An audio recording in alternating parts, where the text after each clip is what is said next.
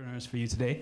What I'd like to do first is introduce my distinguished panel of sharks, and I'll just kind of go down the list here. Closest to me here, we have Andre Folks, who's president over at StartCo, which is a venture development organization that focuses on really creating a cultural shift towards startups and innovation. They're all about building companies here in Memphis. Andre has a business degree from Ionis College, Hagen School of Business, and has come back to Memphis to work in entrepreneurship after a career in finance out on the coast. Next to him is Jan Bouten. Jan's a professional investor, and he's a partner over at Innova, which is an investment firm here in Memphis. They focus on medical device and also high-tech companies. So he's got over 10 years worth of investing experience and has a portfolio of several companies here in Memphis and further afield. He's had marketing, engineering, sales experience, and he has an MBA from Duke University. Yay. We went to school together, so I have to give him a shout for that. Next to Jan is Carolyn Hardy. She started Chisholm Hardy Investments in 2006 as an entrepreneur in her own right. Started with the purchase of a manufacturing, warehouse, distribution, brewery here in Memphis. It's one of the largest breweries in the US. Was her first major customer. A year later, she announced a plan to provide transportation and logistics on a 47-acre site adjacent to BNSF Railroad. And Hardy Logistics has since emerged as one of the fastest growing transportation and logistics companies in the region. All right. Next to her, we have Lee Shockey. Lee Shockey is CEO of Drexel Chemical and also serves on the board of the Greater Memphis Chamber. I think you're actually the chair right now, right? Yes. She said that 1 in 5 Memphis manufacturing jobs is related to exports. Her West Memphis-based company makes 300 different agricultural chemical products, and about 15% of its sales are made in 45 countries around the world. Some serious reach there, all from little old Memphis. So welcome. At the end is David Wolf of Aaron Capital. He is, like Jan, he's a professional investor, and he's a financial advisor at Aaron Capital with over 33 years of experience as a financial professional. He's also a registered investment advisor representative. So we've got some really high caliber sharks, and we're looking forward to a good time with them. A round of applause real quickly for our sharks. All right, so here's how everything's going to work. We have 8 entrepreneurs who are going to take the stage. I'm going to disappear for a while. They have 3 minutes to make their pitches. If they run over, give them a hard time. After those 3 minutes, the judges, the sharks, are going to have 5 minutes to really just grill them. I told them to grill them. So they're going to have a bunch of questions to ask them, and at the end, somebody's going to leave with a $1,000 check. So. Everybody ready? All right, let's get things going. Our first entrepreneur to come on stage is Tanya Tate from Modern Homemade.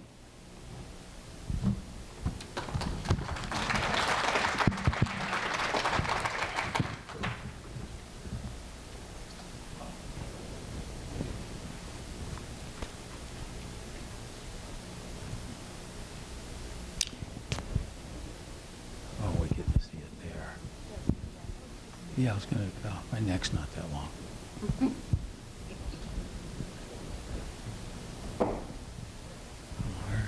I did spell it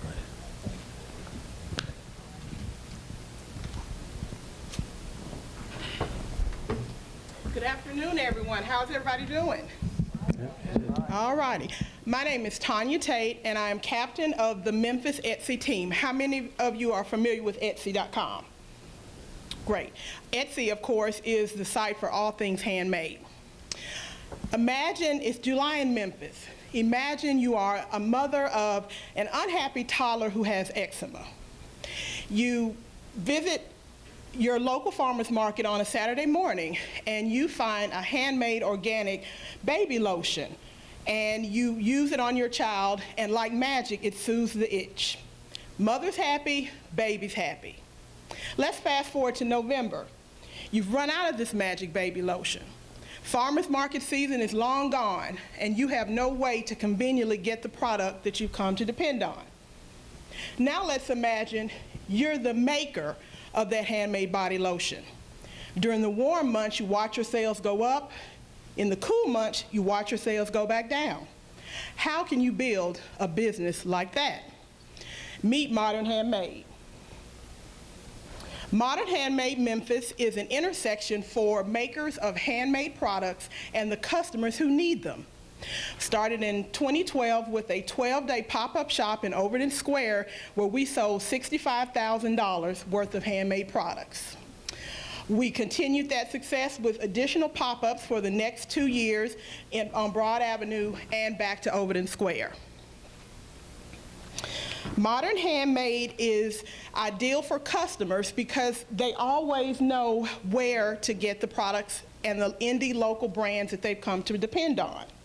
We're great for the makers of those products because we can offer higher commissions than a traditional retail store might be able to offer.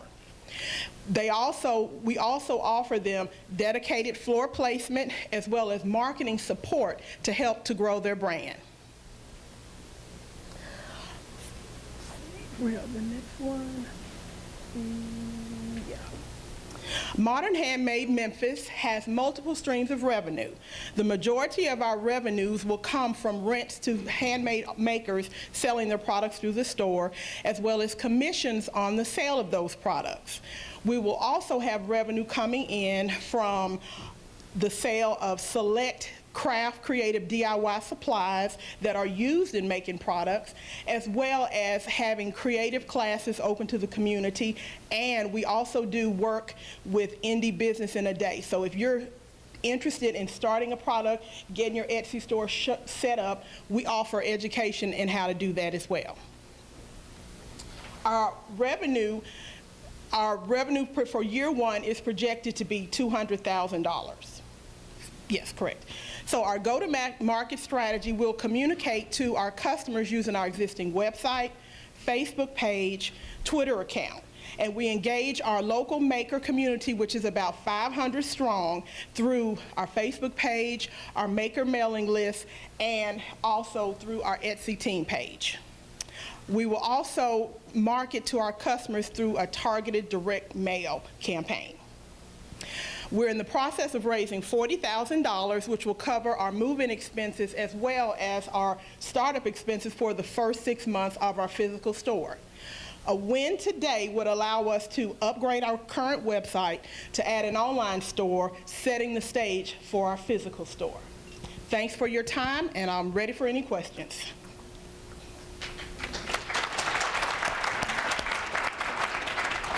All right, Sharks, the ball is in your court.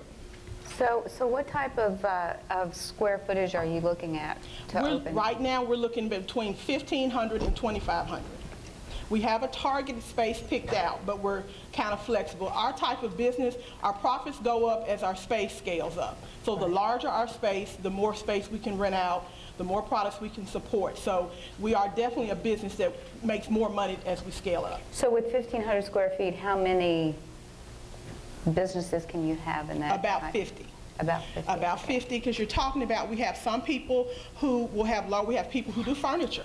So they'll need larger square foot, but that's balanced out with people with jewelry, bath and body products. Mm-hmm. So we're very flexible in that. So what happens if you go more than 50 people within, or 50 businesses within a couple of months, and you've rented this space for a certain time frame? Then what do you do? We can expand. We can go from 1 store to 2 stores. You know, retail is definitely becoming a very local business.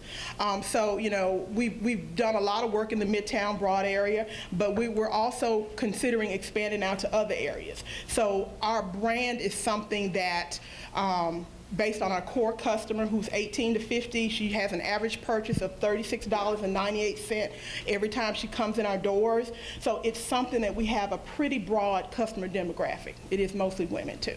How many employees do you have? We don't have any employees. I'm the owner of the business, but as captain of the Etsy team, I have a staff of about 10 people, and it's all volunteer labor. So we all work together to kind of keep the store running, merchandising, move out, writing checks, you know, keeping up with that, doing the daily balancing. It's all volunteer labor from the team. So do you work it full-time? I do. Well, no, ma'am. I do when we have a pop-up going on, but I also work another full-time job. On your pop-up, is it Monday through Friday or weekends or? We're normally open whatever the hours in the city. For example, at Overton Square, we're going to have the same hours as all the other stores in Overton Square. You know, when we were on Broad, we had a little bit more flexibility because we weren't in a shopping center. So we're very flexible. You know, the more we're open, the more we make, so. Who's the owner of Modern Handmade Memphis? Who owns that? I do. It's, You own it yeah, 100%? Modern Handmade Memphis under our LLC is Indie Solutions LLC.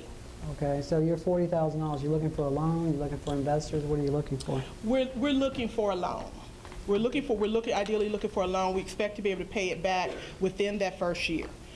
And how long have you been in business again? We started in 2012, December 2012. The LLC was formed in November 2012. And your earnings for 2013, 2014? 2013, we only did about $40,000 because we only did we did 2 small pop-ups. That's gross or net? That would be gross. But our gross, remember, because we do rentals, that's not the sales number, that's what the business is. So a lot of what our business is about, in the last 3 years, we've put about a little over $100,000 back in the local community. The business didn't make that, but it went to the vendors.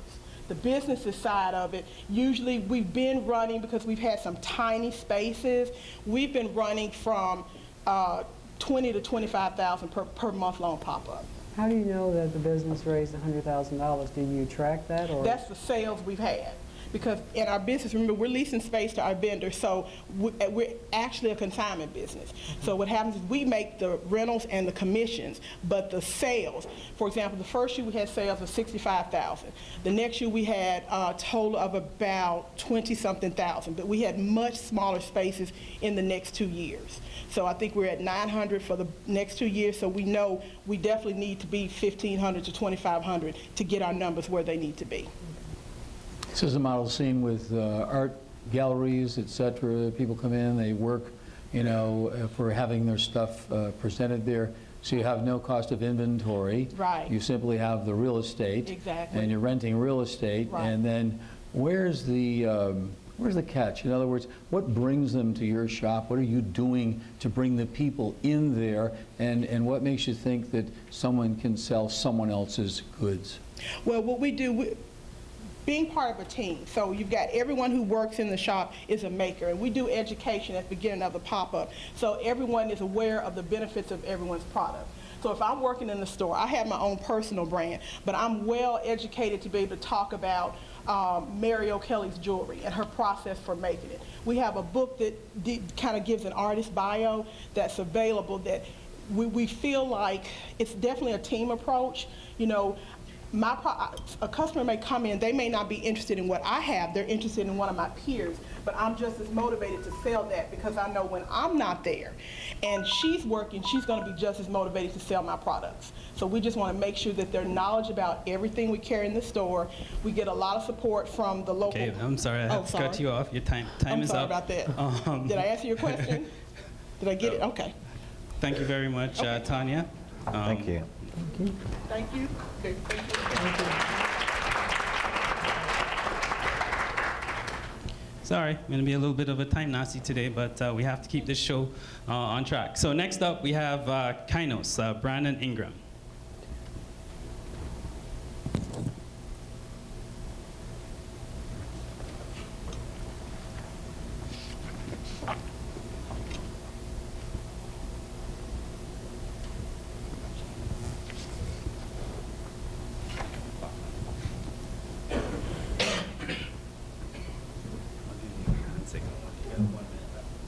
Okay.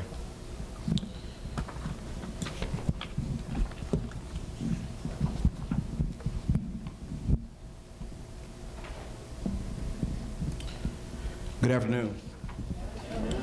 My name is Brandon Ingram. I'm with Kainos, and I'm here to talk to you all about the 30 million women who are pregnant in our country today.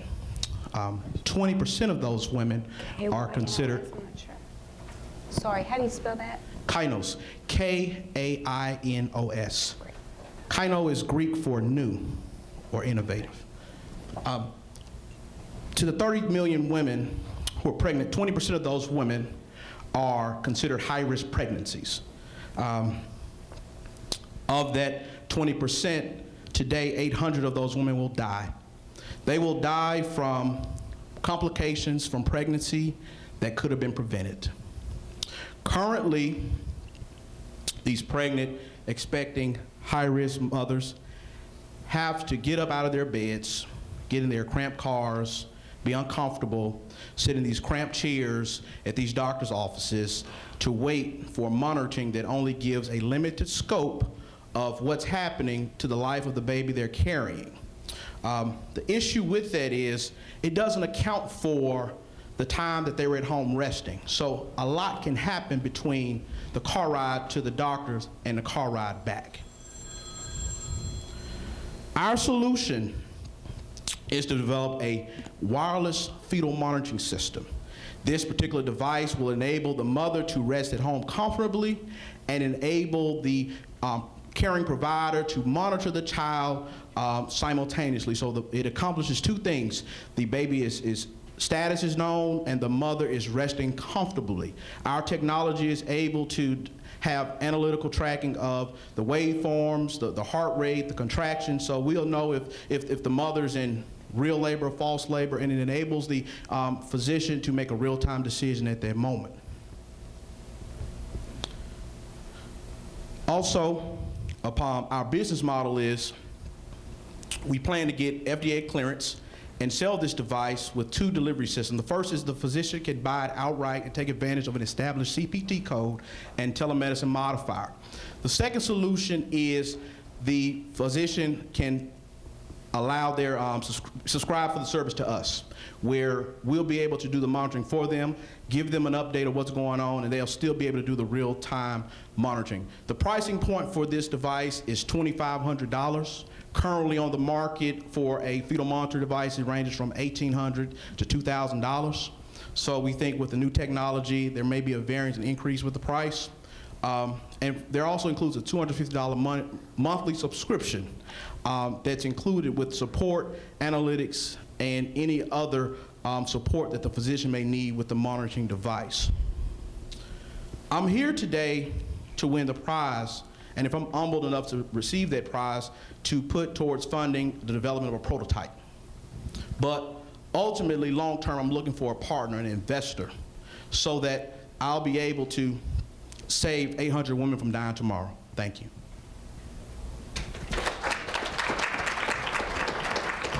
All right, thank you, Brandon. Over to you, Shax. I had a question. Trying to understand who your true customer is. Can you maybe elaborate on the characteristics of your customer and what you think the sales cycle is for selling that $2,500 piece of equipment? The primary customer would be the insurance companies, the payers. With an established CPT code with a modifier, the physician will be able to take advantage of this technology to enhance their care for the patient. The physician will be the secondary customer because they would themselves buy the actual device to either use it for their care or buy the service and allow us to monitor on their behalf. But this is a reimbursable service that the physicians can take advantage of through the payer model in healthcare. And how long do you think it takes in terms of generating leads to closing a deal? How long do you think that sales cycle is? From my initial research, it'll be quite rapid because right now, women are getting older, and with their age, they're having children at older ages, putting career at hands. So that high-risk pregnancy percentage is still growing. And we have a great populace in the Memphis metro market alone now.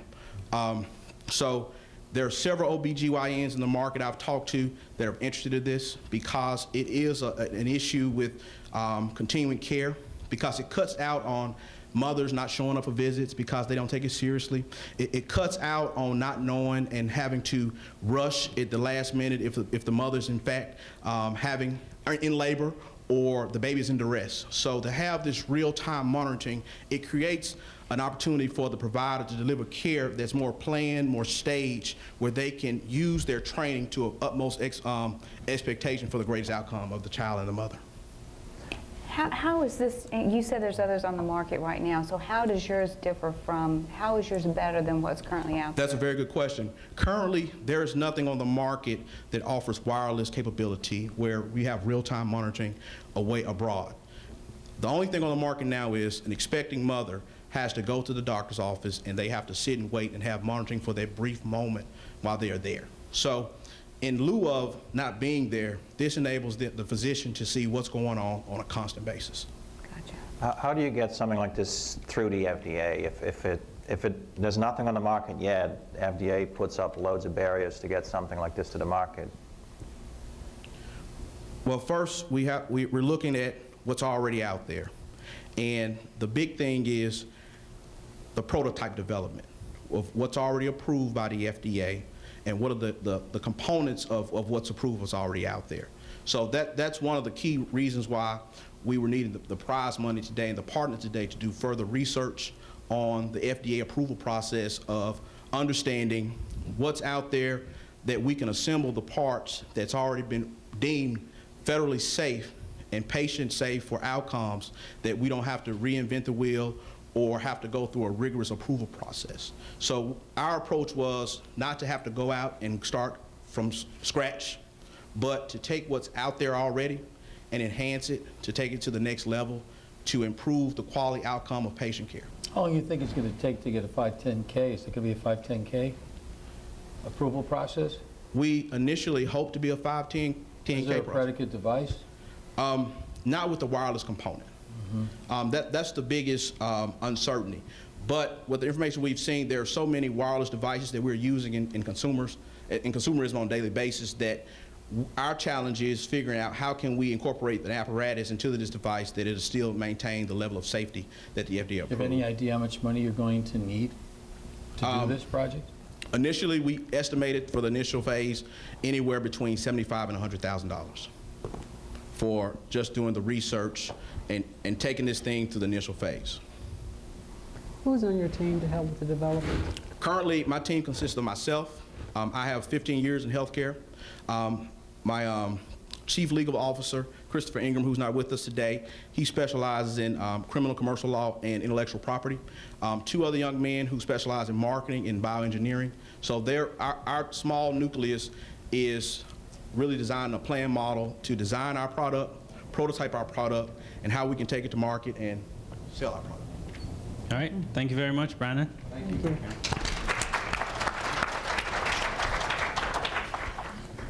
All right, next up, we have Sam Brackett and Brickhope. Oh, it's Sam and Cameron.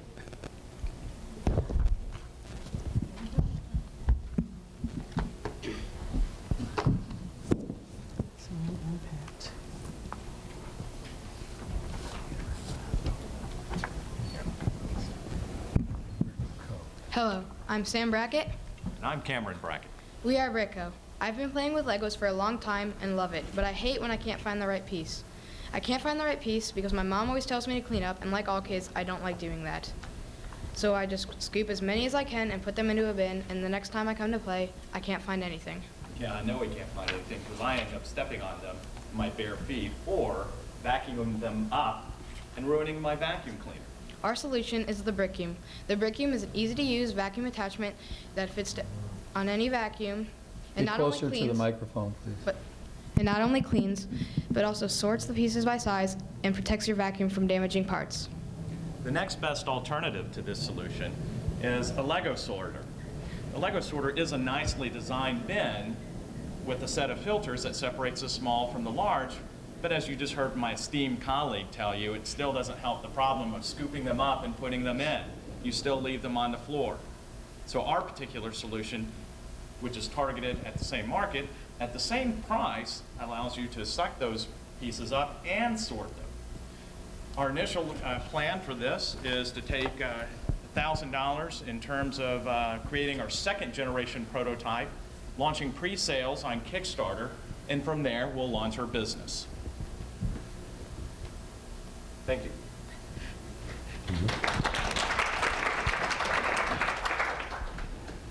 Did you bring your first generation prototype? Actually, we have it in the car. We didn't bring it with us, though. But there it is. There's a picture of it. He won the Farmington Elementary 2013 Invention Convention. It is a working, functional prototype. So make sure I understand what it does. I stick it on a vacuum cleaner, suck up a whole pile of Lego bricks, and they magically sort themselves somewhere in a bin? That's right. It There's a- redirects them to a canister, and there are filters inside the canister that will sort them by size. So what kind of bargaining power do you have with the main competitor that you mentioned? What do you do if they decide to put their toe into improving their product? Yeah, that's a great question. And one of the things that we're looking to do is file a provisional patent. We think that there's a little bit of novelty here in what we're doing in combining the actual vacuum attachment plus the sorter here. So we think there's some novelty that we'd like to apply for, which would hopefully prevent and slow that down. What's the size of this market? What's your estimate? So that's another good question. The vacuum market, it depends on how you're trying to segment the market here. So there are 115 million households totally for which you'd perhaps want to segment your operations and go beyond Legos. But if our initial plan is to target the 20 million estimated U.S. families that have Legos. I think the vacuum market itself is $4.6 billion. As I said, we're initially going to start with the Lego perspective and then look to expand beyond that to the retails. And ideally, why not be at every auto detailing shop? Why not go to every building wherein now it's not somebody's lost their earring or somebody's dropped some screws, I can bring it up, not lose them to the vacuum cleaner, not ruin the vacuum cleaner, but now have it sorted into my canister. So for the Legos, is this the mom that's going to buy it, or is it the kid that's going to buy it? Yeah. Most likely the parents. Yeah. Probably the mom, right? Dad probably plays with the Legos as well. So Absolutely. So do you have any sales to date, or are you still in the conceptual phase? We have no sales. Our plan will be to launch on Kickstarter with our second generation prototype. How big of a problem is this? So obviously you described your personal problem, but if we were to start to break down that $20 million market, that 20 million household market that you described, I mean, is everyone in that 20 million looking like you, same discretionary income, et cetera, et cetera? If you had to start breaking it down, who would be even specifically more you would go to market on? That's a great question. Absolutely. We're not going to get all 20 million of it. We'll definitely get a smaller percentage of that. We would definitely target those people who have probably a larger investment in Legos. So it's probably on the order of maybe, I'm making this up, right? Maybe $1 million to $2 million, but I'm not entirely clear on that exact number. But what we do plan to do beyond that is to expand. It's not just for Legos. And I think that's one of the differentiators between the Lego sorters and what we do. It can be for, I've lost an earring here, or I've dropped a whole bunch of screws. And so that's really where we'll look to expand to and target, not just the Lego people. Will you manufacture your product in the U.S. or China? Absolutely. For this, the product, there are no moving parts. And since they're tubular, we can extrude those and we shouldn't have to build a tool for it. So that'll save additional cost on the cost of goods sold. Good. How does it distinguish between a peanut and a Lego brick? It doesn't. Oh, I should have let you answer There you that. By size, I guess is perhaps your question. In terms of size, it separates. Well, no, I was really, does it only pick up the bad stuff, and that goes through the vacuum cleaner, and the good stuff stays in the bin? The dust and the dirt will go into the vacuum. The larger pieces will get filtered out and go into the piece. So yes, you're right. There could be a peanut that would go into the Legos. Have you tested this new concept? I know you talked about Legos, and now you're talking other things. Have you tried your concept? We have, I'm sorry. I should let you. We have, and first time we've tested it, it worked well. And sometimes there might be pieces that won't get sucked up, but that just depends on the power of your vacuum, not the product itself. Okay. What were some things we tried? Rubber bands. Legos, rubber bands. I think we did a couple Darts. screws. I wish you'd had this about 15 years ago, that's all I'm going to say. Yes. Thank you. All right, thank you, Rick Cole.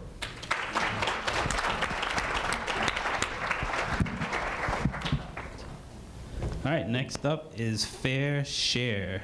Jessica McIntosh.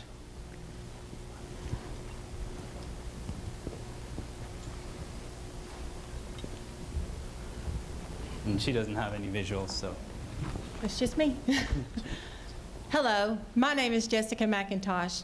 As a single mother, I have witnessed too many parents hurting over child support, including me.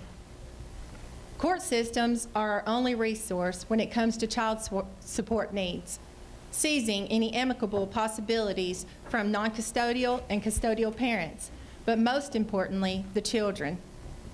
There is no system for recording the child support spent, and more, I have witnessed non-custodial parents remarking how they would rather just not pay if the money is not being used for their children.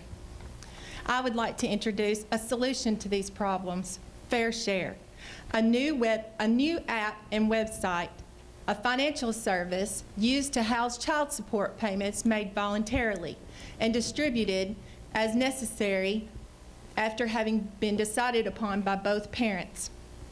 This will allow specific payment of the child's needs, such as mortgage payments, tuition of private school, utility bills, etc., allowing for true support of the children.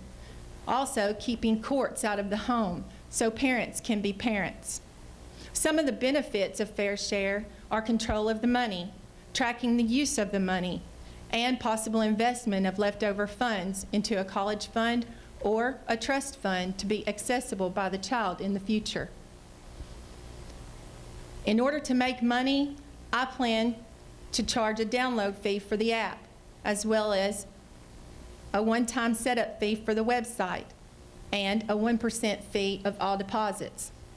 If I get just 10% of the $150 billion in child support funds in the USA annually, that is a $150 million return. In my research, I have only found availability of child support enforcement services or investigators to find deadbeat parents. My findings show there are no services like Fair Share available. Therefore, my only competition would be the court system. I plan to market Fair Share app and website through social media ads and a referral system with attorneys receiving a finder's fee per client obtained for 6 months or more, and possibly television and print ads. If I win the $1,000 for this competition, I plan to use it to pay consulting fees to spec out the app and the website. However, the cost of building an app is between $20,000 and $30,000. But the most valuable victory for me would be you mentoring me. Thank you for listening to my business idea, and have a wonderful afternoon. Thank you. I can't believe I got through it. All right, Shark, all yours. Oh, don't turn me up too bad. Who is actually going to be paying for your app? Because really what you're introducing is a way to better monitor where the money flows, but the person that needs to be monitored is also the one that has to pay for the app. So where's the incentive to be a better person, I guess? Well, the fee itself is a very nominal amount. So say, for instance, you have a $500 payment per month. It's only $5 for the service. And then you also create transparency, which helps you to build trust between the two parents. Rather than having to go to court, they can decide together how those funds need to be spent towards the child. And the person who would ultimately pay for it would be the non-custodial parent who is paying the child support. How would you proof that up? In other words, they couldn't get along to start with. Now they're going to sit there and argue, well, we're going to spend the money in the app. I don't get that. Well, this is a way for them to come together for their children. And more we see that parents are trying to work together and stay out of the court system so that they can be amicable for their children. And we're hoping that this is a way to bring them together. I think your idea is good, and I think it would really work, but you're going to have willing parties. Absolutely. You know, and they weren't willing before. So I really would wonder whether you would have any real traction with the people unless you could get the court involved, not ordering it, but suggesting it, which they will do as a possible solution to solve things. Oh, they spent it on this, or they spent it on this, they should have spent this, why didn't you spend it on that? Well, it could take the arguing down quite a bit, and the court may say, why don't you try this? So I That's the think the app's a reason good why. idea. I think the app is a good idea. Thank you. If you can just get the people to use it. Well, that is the reason why I would like to partnership with attorneys, so that they can recommend the service. What makes you think they know what to do? Who knows? But they're giving guidance to their client already. I'm not sure about that, but it's okay. Okay. Have you thought about selling the app to the courts? I have thought about that. I feel like once it has been established and proven that it is effective, that the court system would be a great place to go and sell a contract to the government. Do you think there's any other way to establish a relationship with the courts? Have you had any discussions, considering we have a pretty large law market here, any discussions with any of the judges? Actually, I have not. That is yet to come. I'm struggling a little bit. Let's say you go back to this $500 a month that they get in child support. Why is the app, and assumedly there's so much, the school, the clothing, and all this, how is this app any better than the two people? I mean, they're obviously going to have to discuss anyway. How does this help them any different than sitting down and having a discussion? How is the app better? What's the incentive for the app over if they're gonna get together enough to actually sit down and discuss and agree on a plan forward for expenses? How does the app make that better? And and is that actually, someone may say, well, I'm going to spend $100 on clothes a month, and I'm going to spend. How does that? Where's the proof in the pudding for that? For example, because they could say they spent anything, right? I mean, can you kind of explain? Well, all that to actually, me? I left out a part of my speech, and I'm so sorry. But that part is that it is to allow specific payment of certain things. No, actually, I did cover that. So you would pay the mortgage payment or tuition of the child's, private school, or even maybe college, because some parents are still liable for their children once they're in college, a utility bill. And this way, you know that money is being spent towards the children, and there's no recreational use of those funds. And it tracks it so that you can show where those funds were used towards the children. I don't understand how you track it, though, because if you're writing a check to the mortgage company, the check isn't coming from the app. Well, that's another thing. You would set it up yourself as to which financial institution needs to get the funds. So the funds would be deposited into the account, which would house the child support, and then those funds would be distributed as you choose. So you, as the company, hold the deposit, and you distribute to whoever needs to be paid. They distribute it, whatever choice they make. They tell you to do it. 'cause They you put hold it into money, the right? app, Right. say like the bank account or maybe the mortgage company routing information, and then that money goes to that mortgage company, and there's a record of it on the app. Gotcha. All right. Okay. Very interesting. Yes. All right. Thank you very Thank much, you. Thank Jessica. you. All right. David Rose is up next. And then tie it Uh, to the belt would be a good idea. Yeah. All right. So next up, we have One Body Medical. Yeah. Mr. David Rose.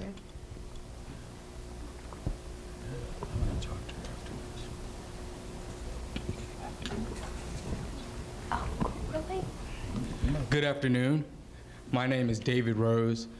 I am the founder of One Body Medical Technologies, located at the Cruz Center for Entrepreneurship at the University of Memphis. In 2007, a student at Overton High School collapsed during soccer practice. Fortunately for that patient, his doctor already prescribed him an ICD to shock his heart back into health. Unfortunately, it took emergency medical services 40 minutes to locate that patient. That hit home because that patient was me. It is standard for an ambulance to reach a person in 10 minutes. On average, it takes anywhere from 15 to 25 minutes to reach a patient. That is because EMS has no way to pinpoint a patient's location, as well as the abuse of emergency medical services causes an increase in patient health care costs, as well as an increase in the delay time to reach a patient.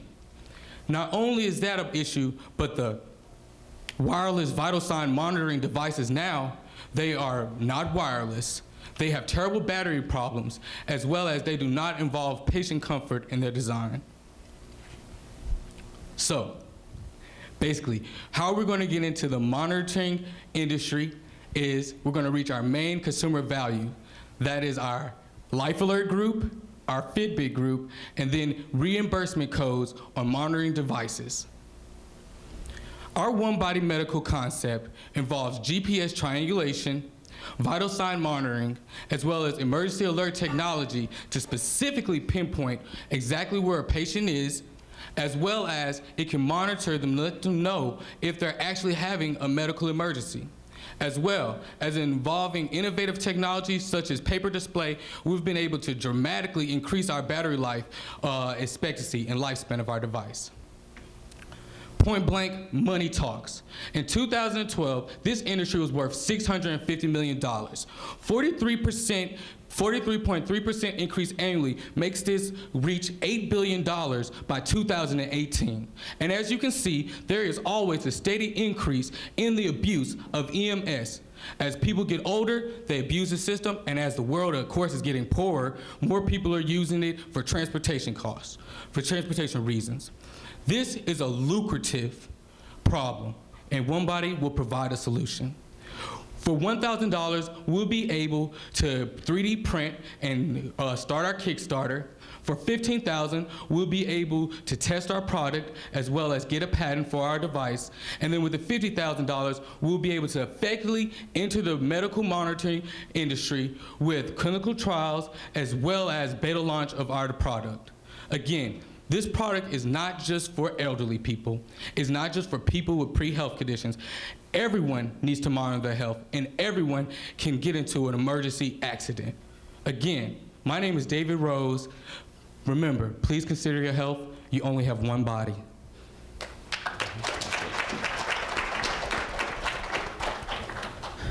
All right, Jack, it's all yours.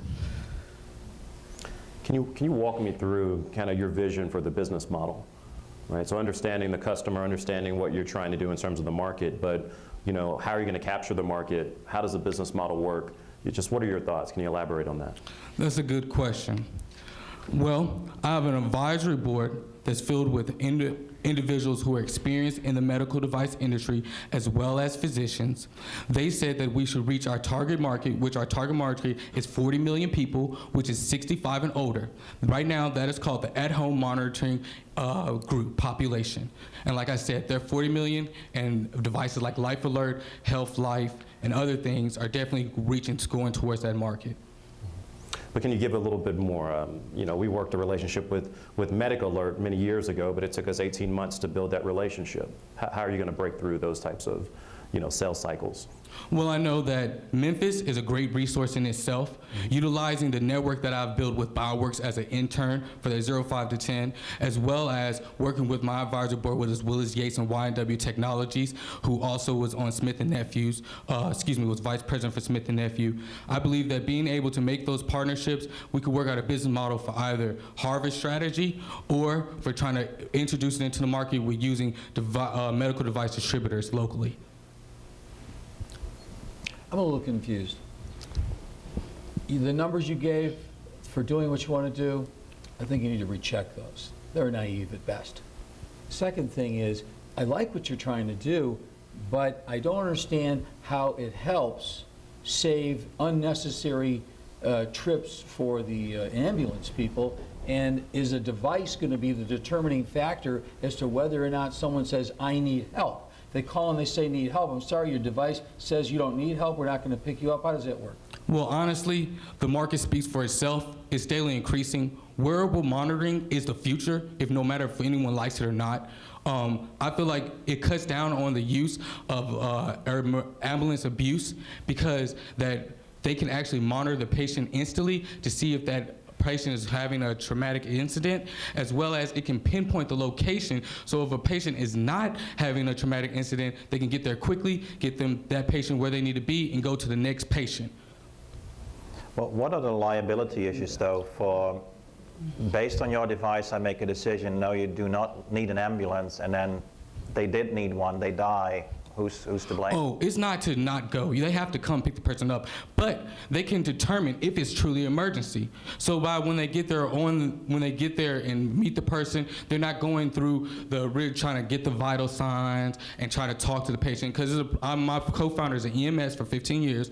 The biggest problem is not getting there. The biggest problem is finding who the patient is, locating the patient, finding who they are, and then getting some information about that patient. So this would be a triage device. You would triage from the device, or going to the most needy first, if you will. Is that what the concept is?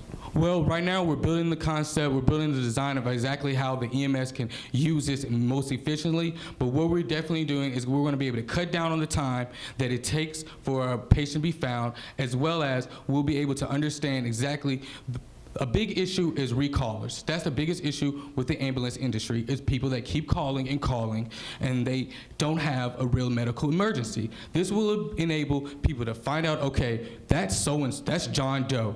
He calls here 3 times, and John Doe's vital signs are regular. Then, like you said, they'll be able to better go to which patients. But don't you think that John Doe that abuses the system is not going to wear this thing? Because they don't want to be not have the ambulance turn up, right? Well, right now we're working on a lot of things. We know that we aim directly at the, like we said, the at-home monitoring, which is 40 million people. Those people are actually monitored by themselves to make sure that people are wearing their device, making sure that people at those homes are keeping their device around. So we're definitely expecting the patients to continue to wear their device. We're not expecting like you said, the John Does at the the homeless people. We know they're not going with the device, but we're not shooting for them. We're shooting for the at-home monitoring, that we know that they're using their device and they're always having the device with them. What type of critical mass do you need from those who aren't at home in order to reduce the ambulance time, right? I mean, it's one thing if you can get them to do it, but what about everybody else? What type of critical mass do you need in terms of conversion? It seems like you would almost have to get a huge swath of the population in order to reduce the times. Well, we know that wearable technology, like we said, is increasing. We know for a fact that our age group, the age group of the young adult, which that range from 18 to 35, they are wearing wearables created by Samsung, wearing wearables that monitor health, little health bits from different things like Fitbit, Microsoft. So like I said, this industry is growing, okay? This is still new and it's still developing. What we're trying to do is make sure that one body has its foot in the door and can actually basically kind of lead this technology and how it's being developed and how it's going to be used for medical purposes. All right, thanks, David. Thanks, David. Amaya, you're up next. All right, next up, we have Handles and Heels. Amaya Salman.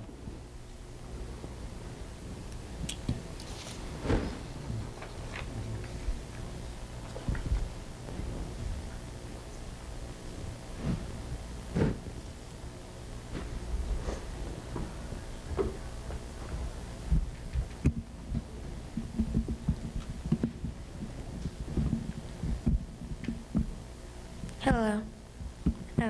My name is Amaya Selman, and I'm the founder of Handles and Heels. There are over 672,000 female basketball players aged high school and up, not even including middle school. No major brand offers a line specifically for female basketball players like mine does. Most female basketball player wears those baggy clothes just like boys do, and they're often mistaken for tomboys. That's why I created Handles and Heels, a fun basketball line for females like me that has personality but also wants style to match it. I have fun colors and feminine design to match your personality. Our market is for female basketball players aged 10 through 21 and women who support them and their coaches. Teens spend about $169 billion each year. $35 billion is spent on clothing. Most of that is not even spent on food. My main focus is on product sales. My website is www.handlesandheels.com. We have social media websites, including Facebook and Instagram. We have pop-up shows at AAU tournaments or basketball events. We have AAU endorsements from Memphis Elite, and we also have store placement and planning for Dick's and Sports Academy. Our line attractive. Our prices are $10 to $29. Our first year estimated sales are $16,000 and $200,000. We want to increase this by 500% within 3 years with aggressive marketing using viral videos or street teams. I need this $1,000 to expand my inventory for socks, headbands, more shirts, and more hoodies to my inventory. Thank you. Thank you. All right, Chucks. How much have you sold to date? Today? Well, up to now. Are you already selling? Oh, yes, sir. How much have you sold? I've sold about 90 shirts How long have you been in business? since January. Of this year? Yes, ma'am. Who does your design work? Me and my mom. You and your mom? Yes, And sir. who does your manufacturing?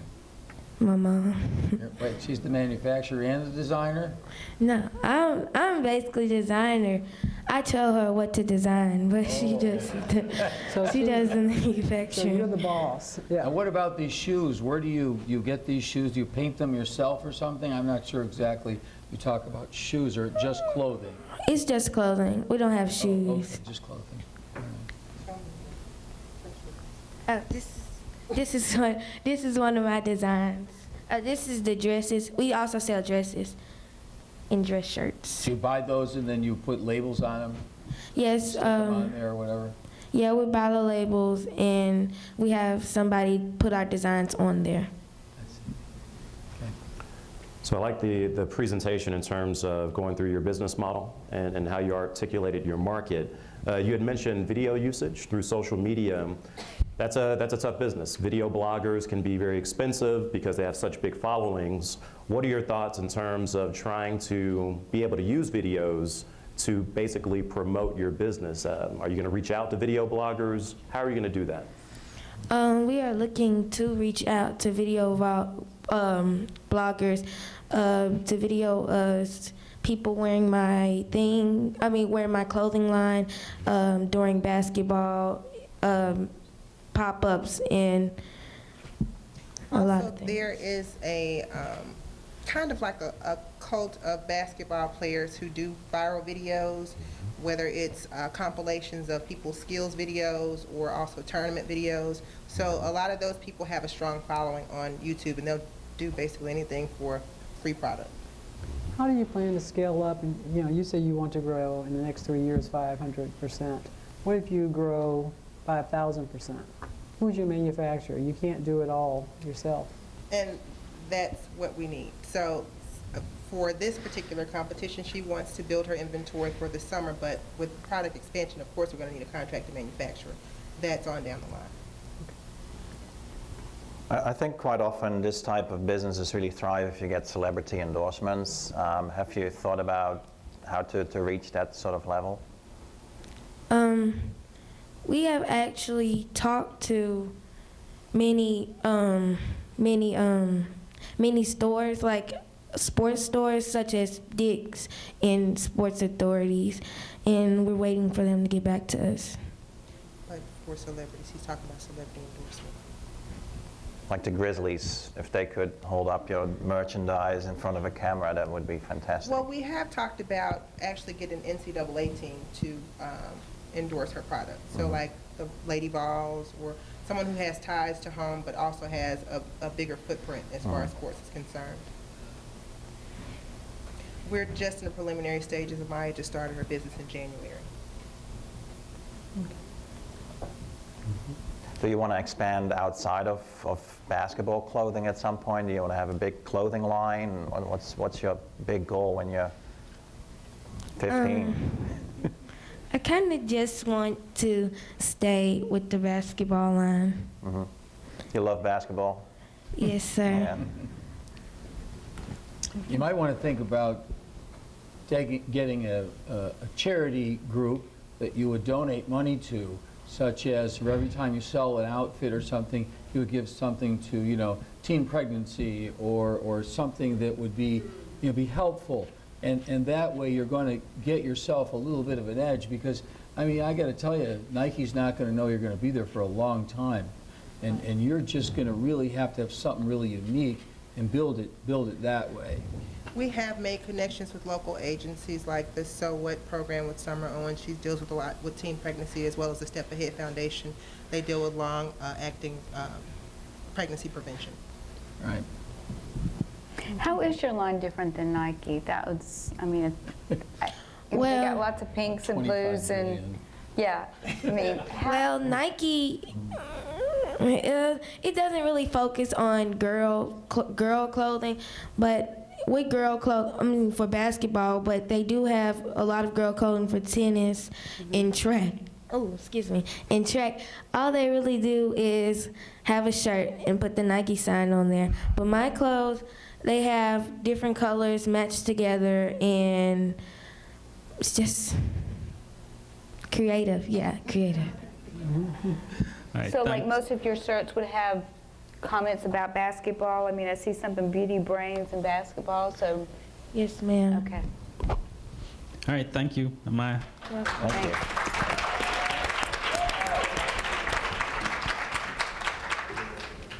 All right, where's Len? Next up is Len Lusty with Paradox Pharmaceuticals.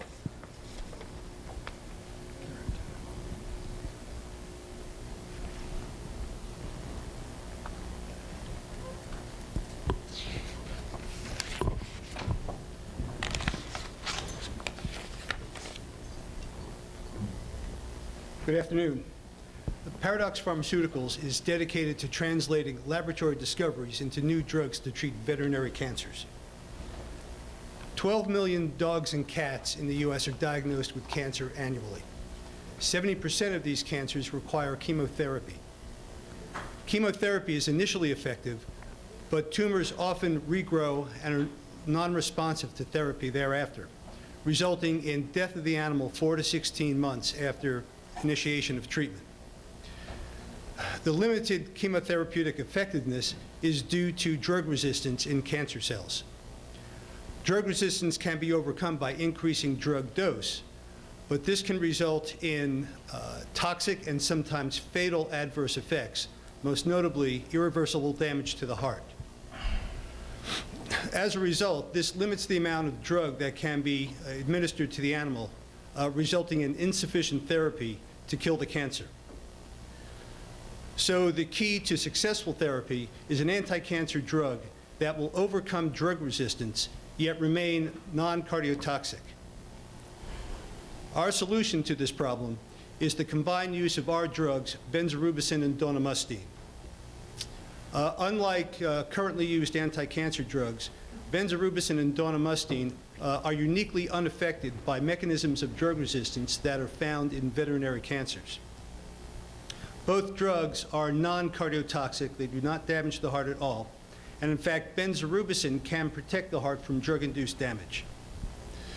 The result of the characteristics of these drugs are improved cancer cure rates, leading to longer lifespan of the animal and enhanced quality of life owing to the lack of cardiotoxic damage.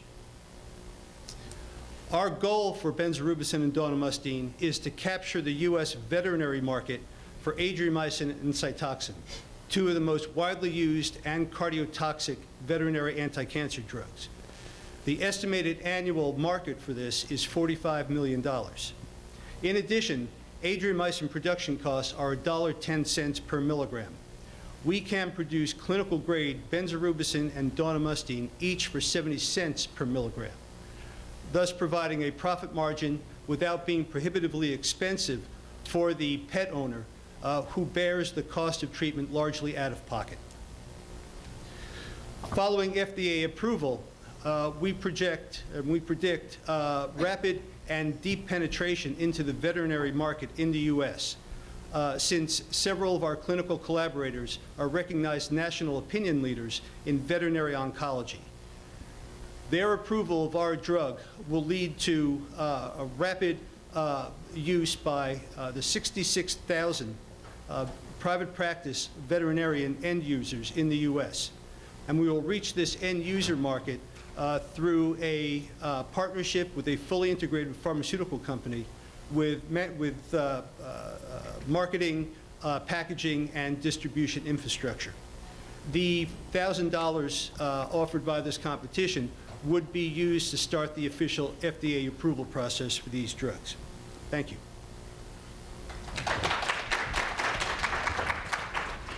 Thank you, Len. All right, Shax.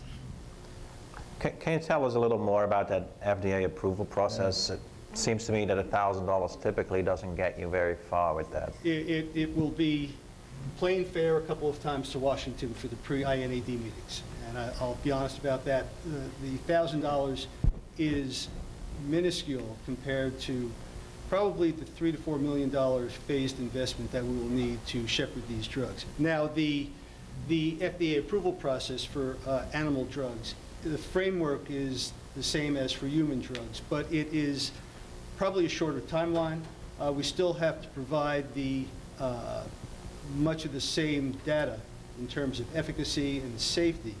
The difference is, whereas with human drug development, animal trials are a prelude to FDA, to the whole IND application process. In this case, it's the endpoint.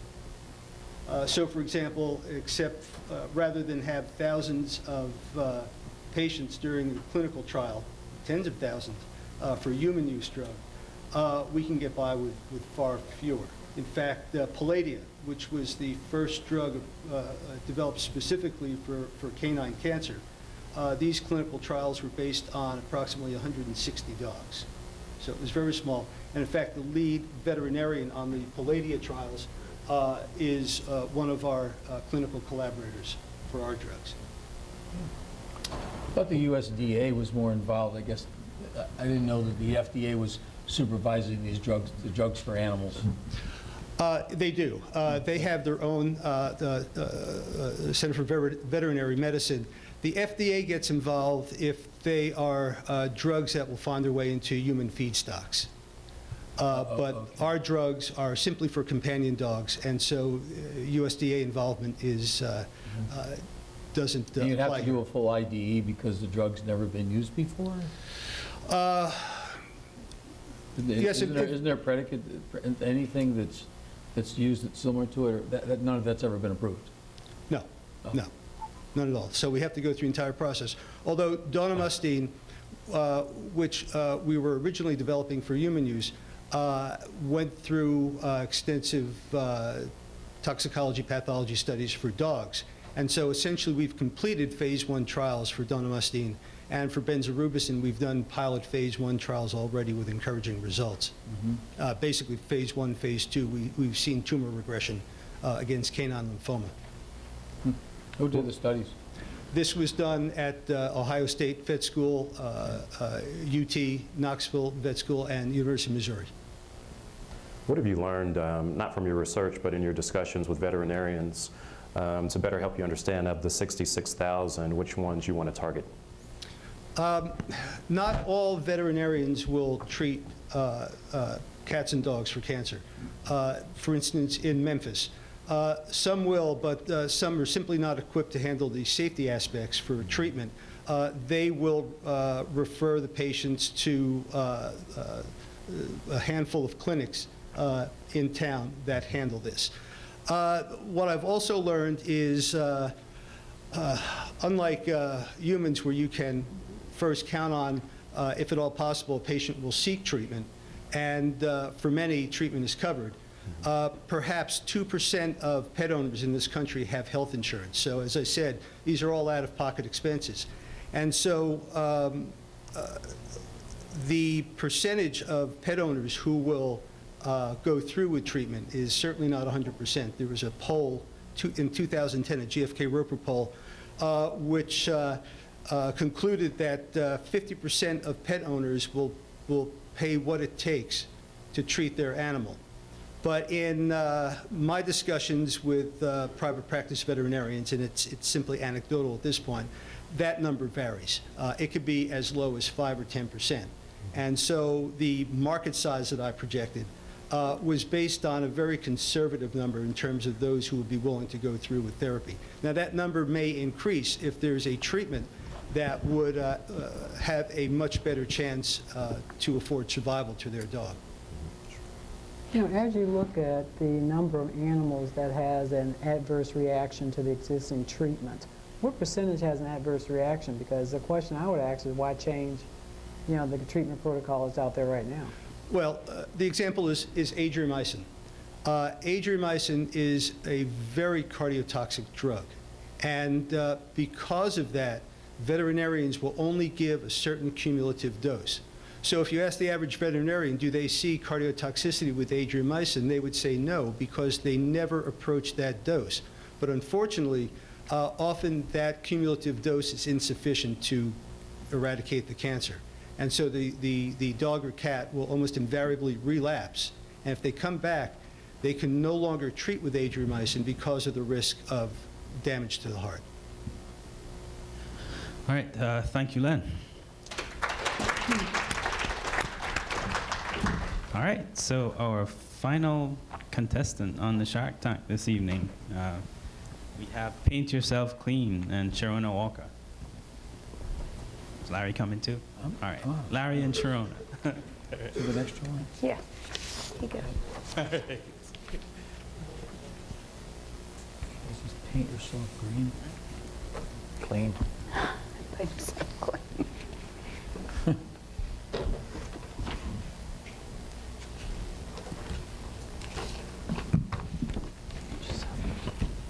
Good afternoon.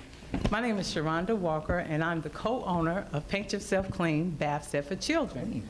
And Sharks, today we're here to target 1 million U.S. household families with a product that will help them address their agonizing task of getting their children to take a bath.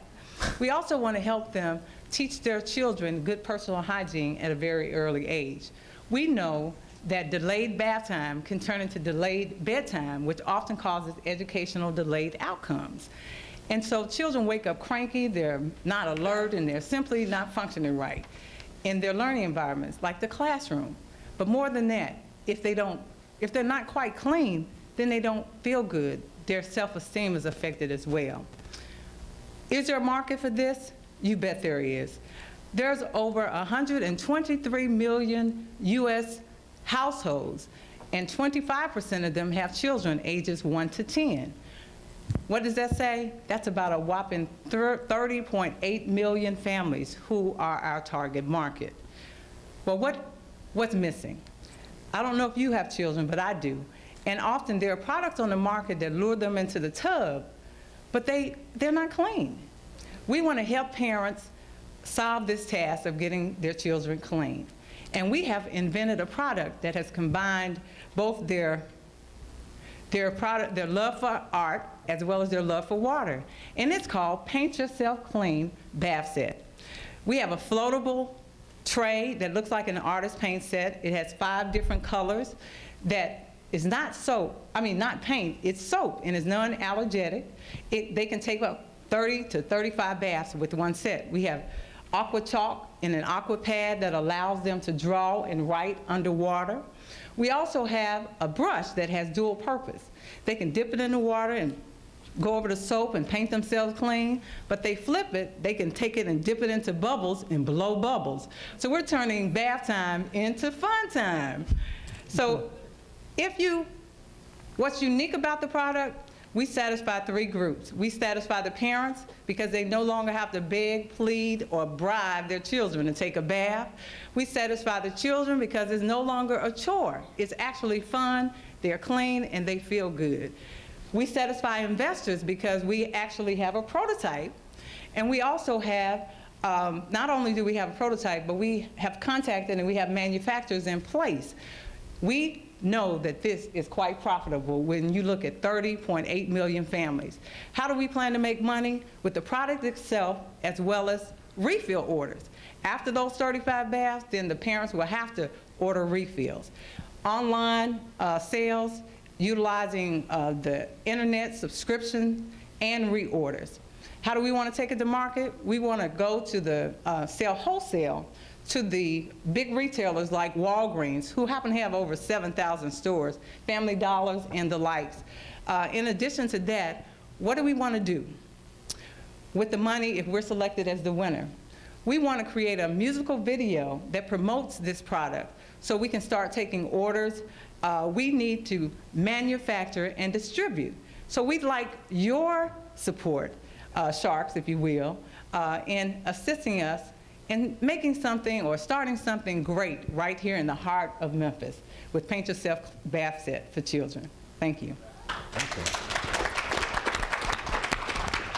So how are you selling your product currently? This is a prototype. Okay. We haven't hit the market. However, we have tested it in local child care and daycare environments, but we only have our prototype now. We do have the manufacturers in place. They're just waiting, and we just need funding so that we can take it to the next level. We just need to place the order and get it rolling.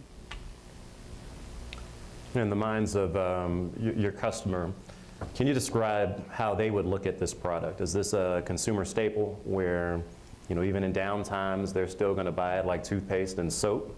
Or is this consumer discretionary where it's looked upon as a toy and they don't buy it in a downturn? How would you describe what this product is? I would think that even in the down times, children have this unique ability to get their parents to buy things. I don't know if you have children, but I have 5 daughters at the house, and that was one of the reasons why we came up with this product. But they have this unique ability to kind of get you to buy things. But personal hygiene is just like soap. It's just like toothpaste. You're going to need it. But how, instead of just dealing with a bar and a rag, now you can actually have fun, but get clean at the same time. So I think it's an engaging process. It will revolutionize how children take a bath. So do I actually paint, and does it show up as color on my skin and then I have to rinse it off? Or? No, soap. Soap just makes bubbles, and children love bubbles. It has different colors, but it's not paint, and there's no mess. So you're just literally, it starts out with colors, and then when they get it on their body, it's going to foam up. And so it wipes off just fine. And if they need any special help, they can use Starlee, who happens to be a serious artist. Starlee is a serious artist, and they can use Starlee to kind of sponge themselves on off as well and get in those hard-to-reach areas. How do you think the price is going to compare to a bar of soap? I mean, is it... Well, when you talk about the whole product or just the soap refill? I can see people paying a little more for the initial set, but yeah, the refills, I guess. Well, actually, we have a young artist club that they can subscribe to. And so in that subscription, that makes them feel like they're a part of some kind of community. And for young children, that we have a lot of tech-savvy children, but if we can engage them in an entertaining way, that would be fun. But with the club, they start doing things. Part of it is the soap refill. Part of the fee includes their soap refill. It also includes Starlee teaching them some type of art activity so that they can upload to the internet. In addition to that, in addition to them uploading an art activity, there are tips on developing good personal hygiene habits. So we want to engage the children and the parents in this movement to promote good personal hygiene. And if we start early, I think we can get them. So if when they paint on themselves, there's not going to be any color? No. What happens when they paint on the wall? Because they're going to paint on the wall. Well, it's soap. So does it make a color there? I mean, No. So there's no color? No, it's once translucent. It's translucent. Okay. Just like when, just How are like you you going have. to get this from the shelf to their basket? In other words, you got it there, you have the product, but you know, it just doesn't sell itself on the shelf. Correct. They want the retailer wants a product that's going to go from the shelf to the cash register. Right. And I'm just trying to figure out how you're going to get this from there to there. Well, one, for sure, it's one of those kind of products that a demo video or like an infomercial would be good to show how you use the product. So you can have iPads everywhere and people can sit there and watch little kids taking baths?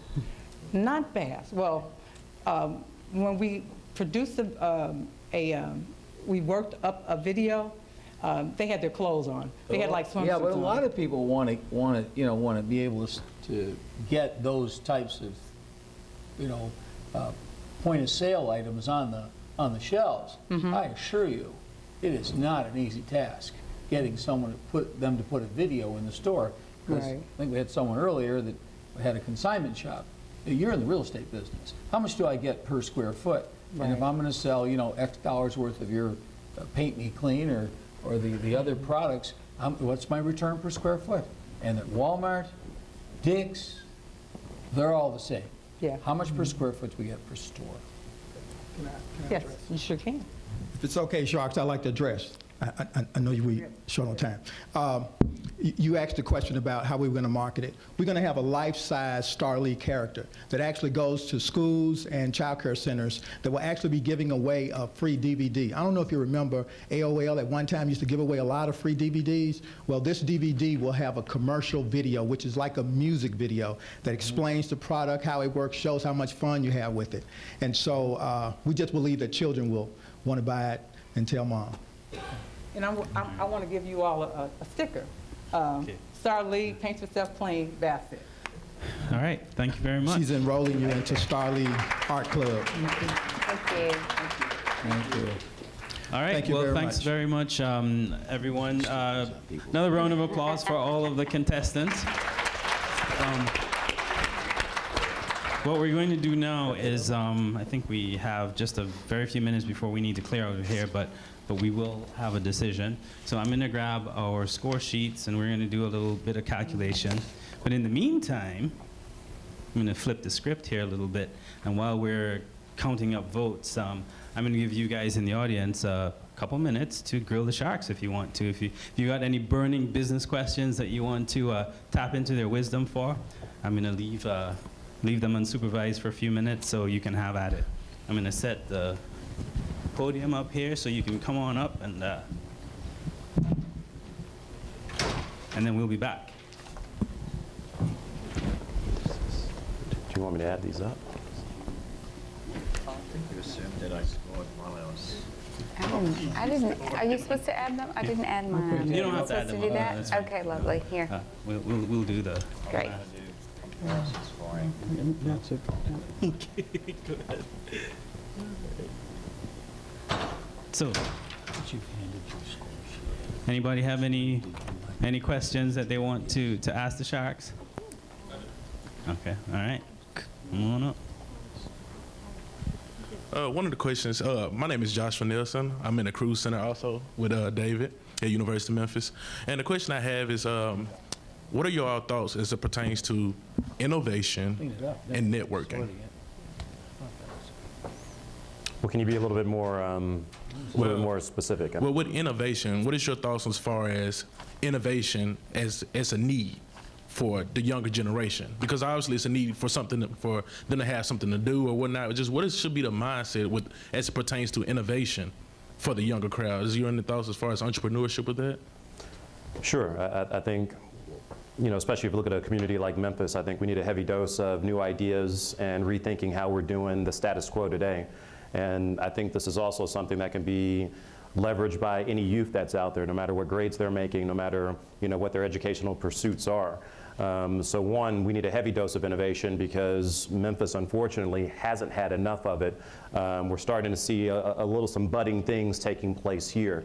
But I think that that's something that we need to emphasize, we need to encourage. It needs to be in the school systems, it needs to be in the extracurriculars, because being able to build your own ideas is something that everybody wants to do. Now, whether they go on to do that as an adult or whatnot, but you go talk to kids any day, you ask them if they have ideas, you ask them if they want to start a business, everyone raises their hands, but how many of us are showing them how to do that, right? How many of us are showing them how to, take that idea and play with it a little bit, experiment with it, go talk to customers, and while you do this, you learn life skills, problem-solving skills, critical thinking skills. So if anything, I think we need a heavy dose of that.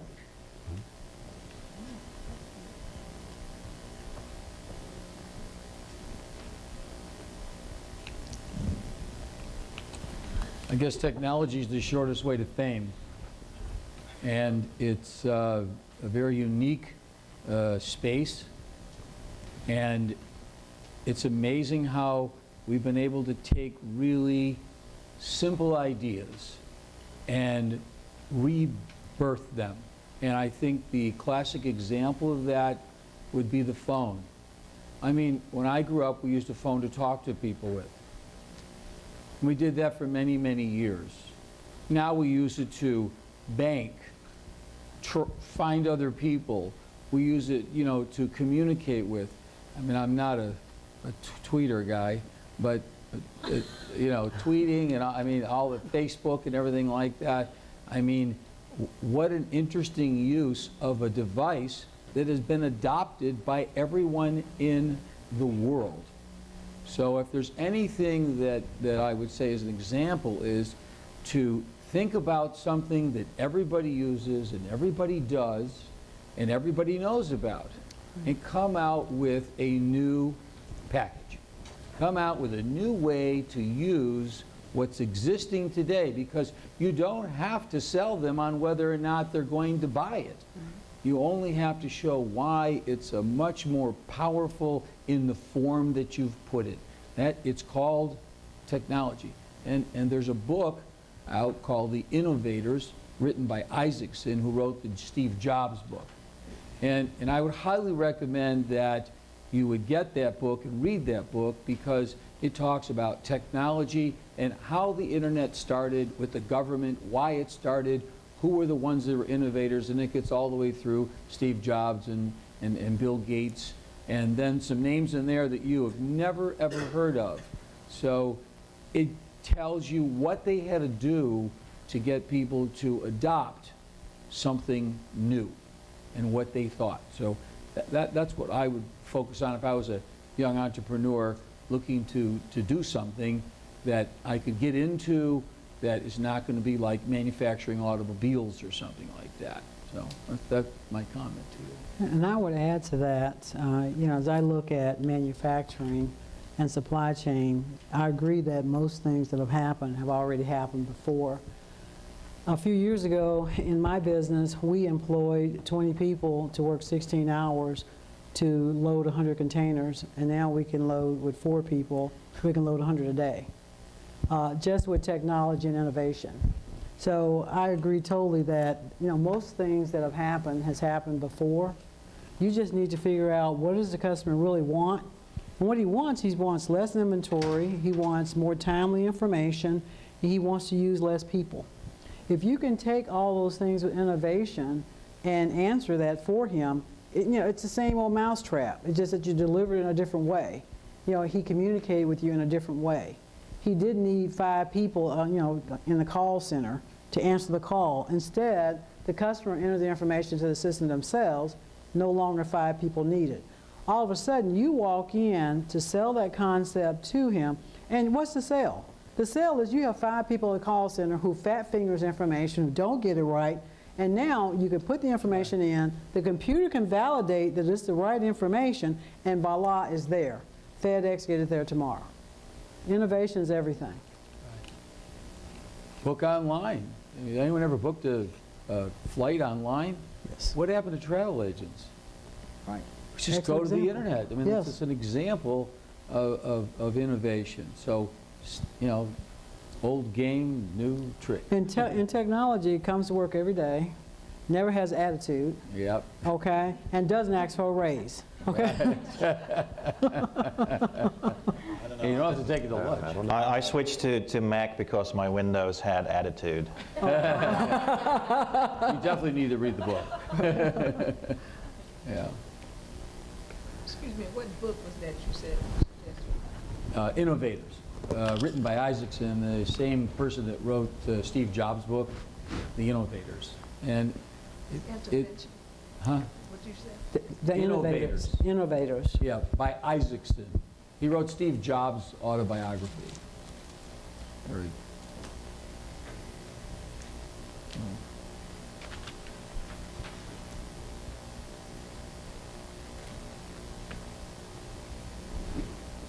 Thank you. Thanks. All right. We have a winner. Yeah. All right, so the winner of today's Shark Tank contest is none other than Drum roll. Drum roll, please. Yeah, drum roll.